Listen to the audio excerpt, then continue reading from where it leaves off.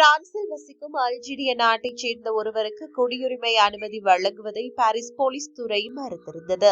இதனை எதிர்த்து தொடரப்பட்ட வழக்கில் பாரிஸ் நிர்வாக நீதிமன்றம் வரலாற்று சிறப்புமிக்க தீர்ப்பை வழங்கியுள்ளது.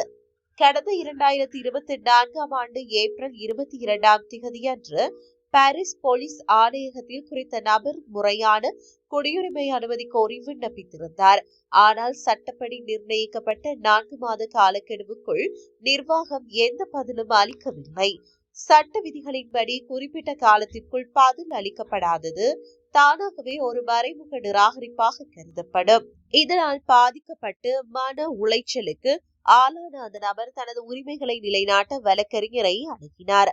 விண்ணப்பதாரிகளின் வழக்கறிஞர் இந்த நிராகரிப்புக்கான காரணத்தை விளக்குமாறு அதிகாரப்பூர்வ கடிதம் அனுப்பினார். போலீஸ் தரப்பில் கடிதம் பெறப்பட்டும் சட்டப்பூர்வமான 1 மாத காலக்கெடுவுக்குள் எந்த விளக்கமும் அளிக்கப்படவில்லை. நிர்வாகத்தின் இந்த தொடர்ச்சியான மெத்தன போக்கை எதிர்த்து பாரிஸ் நிர்வாக நீதிமன்றத்தில் மேன்முறையீடு செய்யப்பட்டது. கடந்த ஜூன் 23 அன்று நடைபெற்ற பொது விசாரணையின் போது போலீஸ் தரப்பில் எவ்விதமான எழுத்துப்பூர்வமான விளக்கமும் அளிக்கப்படவில்லை. வழக்கை விசாரித்த பாரிஸ் நிர்வாக நீதிமன்றம் தனது தீர்ப்பை வெளியிட்டது.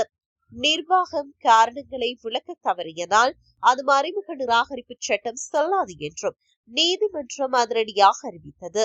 இந்த தீர்ப்பின் மூலம் அடுத்த 3 மாதங்களுக்குள் அந்த அல்ஜீரிய நபரின் கோரிக்கையை மீண்டும் பரிசீலிக்க வேண்டும் என உத்தரவிடப்பட்டுள்ளது. மேலும் மறுபரிசீலனை முடியும் வரை 15 நாட்களுக்குள் தற்காலிக வதிவிட அனுமதியை வழங்கவும் நீதிமன்றம் ஆணையிட்டுள்ளது. வழக்கிற்காக மனுதாரர் செலவிட்ட தொகையை ஈடுகட்ட அரசு தரப்பிலிருந்து 1000 யூரோக்கள் இழப்பீடாக வழங்கப்பட வேண்டும் என்றும் நீதிமன்றம் உத்தரவு பிறப்பித்தது.